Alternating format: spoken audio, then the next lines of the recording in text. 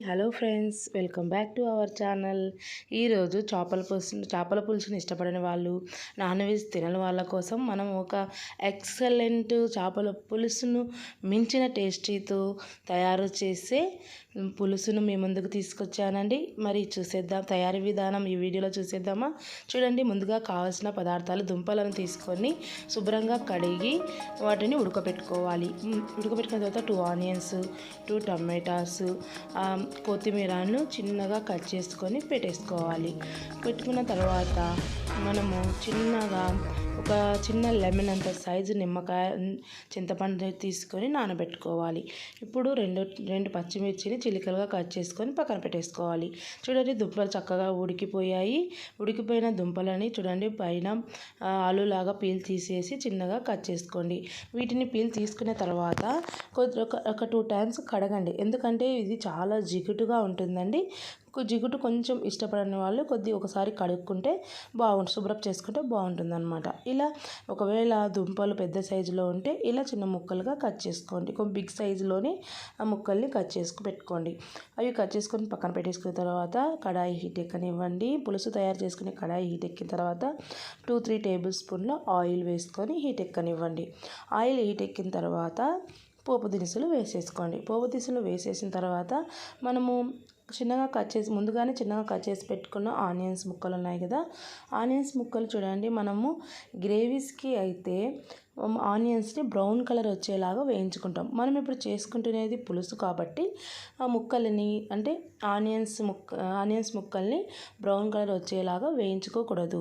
నార్మల్గా కొద్దిగా వేయించుకోండి. వేయించుకున్న తర్వాత చిన్న చీలికలుగా కట్ చేసుకున్న పచ్చిమిర్చిని కూడా వేసి వేయించుకోండి. బ్రౌన్ కలర్ వచ్చేలాగా అయితే వేయించుకోవద్దు, ఎందుకంటే ఇది పులుసు కాబట్టి నెమ్మదిగానే వేయించుకోవాలి.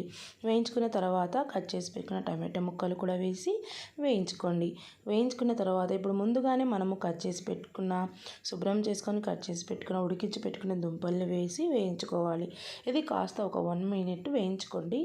దుంపల్లో మనకు జిగుటు ఉంటుందన్నమాట, కాబట్టి ఇది కొంచెం వేయించుకుంటేనే బాగుంటుంది. ఆ జిగుటు అనేది తగ్గిపోతుందన్నమాట. ఇలా వేయించుకున్న తర్వాత ముందుగా పెట్టుకున్న చింతపండుని గుజ్జు తీసుకోవాలండి. చింతపండు నుంచి గుజ్జు తీసుకొని ఇందులో ఆ చింతపండు వాటర్ని వేసి ఇవి కొంచెంసేపు వేగనివ్వండి. చింతపండు వాటర్లో కూడా కనీసం ఒక అర సెకండ్ వేగనివ్వండి. ఇలా వేగనివ్వడం వల్ల మనకు జిగుటు అనేది రసానికి రాదన్నమాట తినేటప్పుడు కూడా. కాబట్టి కొద్దిగా చింతపులుసులో కూడా ఈ దుంపలను, టమాటాస్ని, ఆనియన్స్ని వేగనించుకోండి. వేగించిన తర్వాత మనము ఇప్పుడు సరిపడినంత సాల్ట్ అలాగే పసుపు వేసి కలిపేసుకోవాలి. ఇప్పుడు మనము కారం, కొందరు ఘాటుగా ఇష్టపడతారు, కొందరు నార్మల్గా తింటారు. చిన్నపిల్లలు ఉన్న వాళ్ళైతే చూసి మరి వేసుకుంటాం జాగ్రత్తగా. కాబట్టి నేనైతే ఇక్కడ 1 స్పూన్ కారం వేస్తున్నాను. మేము మంచిగానే కారం తీసుకోగలము అనేవాళ్ళు ఒక 2 స్పూన్స్ వేసుకుంటే సరిపోతుంది. ఓకేనా ఫ్రెండ్స్, ఇది మాత్రం కంపల్సరీ. పులుసు ఘాటుగానే చాలామంది ఇష్టపడతారు, కారం ఇష్టపడతారు. కొందరు పిల్లలు ఉన్నారు కారం తక్కువ ఇష్టపడతారు. కాబట్టి మీరు మీ ఇంటిలో తినేదాన్ని బట్టి బీపీ, షుగర్లు ఉన్న వాళ్ళైతే ఇంకా చాలా తక్కువ తింటారు. కాబట్టి కారం అనేది మీ చాయిస్ అనమాట, చూసి వేసుకొని ఇలా వేయించుకోండి. ఓకేనా, ఇది బాగా వేగిపోయింది. ఈ జిగుటు కూడా కొద్దిగా తగ్గిపోయింది ఇలా వేయించడం వల్ల. ఇప్పుడు మనకు కొద్దిగా కరివేపాకు, కొద్దిగా సన్నగా కట్ చేసి పెట్టుకున్న కొత్తిమీరను కూడా వేసి వేయించుకోండి.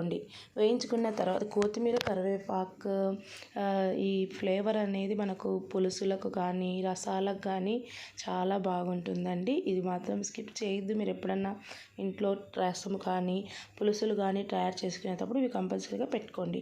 ఇప్పుడు చూడండి, నేను ఇక్కడ 2 గ్లాసుల వాటర్ తీసుకున్నాను పులుసు కోసము. మీరు దీని క్వాంటిటీని బట్టి, అంటే మీకు ఎక్కువ కావాలంటే పులుసు మీకు తగినంత వాటర్ యాడ్ చేసుకోండి. ఇది కాసేపు బాగా ఉడకనివ్వాలి, అంటే దుంపల్లోని ఫ్లేవర్ అంతా మనకు రసానికి రావాలి. ఈ దుంపల కర్రీ ఈ దుంపల వేపుడు కానీ దుంపల పులుసు కానీ చాలా చాలా మంచిదండి హెల్తీకి. ఇప్పుడు నేను కరివేపాకు కరివేపాకును చూడండి, ఒక 5-6 రెమ్మల కాడలతో సహా నేను ఒక 5-6 రెమ్మల కరివేపాకును ఇందులో ముంచి ఉడికిస్తున్నాను. ఇలా ఉడికించడం వల్ల కరివేపాకు మనకు చాలా మంచిదండి. ఈ విషయం అందరికీ తెలుసు, కరివేపాకు అనేది చాలా మంచిదని. దాన్ని ఉడికించి నేను మిగిలిన కొత్తిమీరను కూడా వేసేస్తున్నాను. వేసి కొత్తిమీరగా కరివేపాకు వేసిన తర్వాత ఈ పులుసుని కాసేపు బాగా ఉడకనివ్వండి. ఉడికిన తర్వాత చూడండి ఇలా తయారైపోయింది. ఓకేనా? ఎంతో ఈజీ అండి ఈ దుంపల పులుసు. చేపల పులుసు తినని వాళ్ళు కానీ, నాన్ వెజ్ చేపలు ఇష్టపడని వాళ్ళు కానీ ఈ పులుసు చేసుకోనండి. కంపల్సరిగా మీరు తినేటప్పుడు వేళ్ళు నాకాల్సింది, అంత టేస్టీగా ఉంటుంది. మరి కంపల్సరిగా మీరు కూడా ట్రై చేయండి. మీకు ఎలా కుదిరిందో మాకు కామెంట్స్ రూపంలో తెలియచేయండి. మరిన్ని రెసిపీస్ కోసం మా ఛానల్ని సబ్స్క్రైబ్ చేసి బెల్ ఐకాన్ మీద ట్యాప్ చేయడం వల్ల మేము పెట్టే వీడియోస్ మీకు నోటిఫికేషన్ రూపంలో వస్తాయి.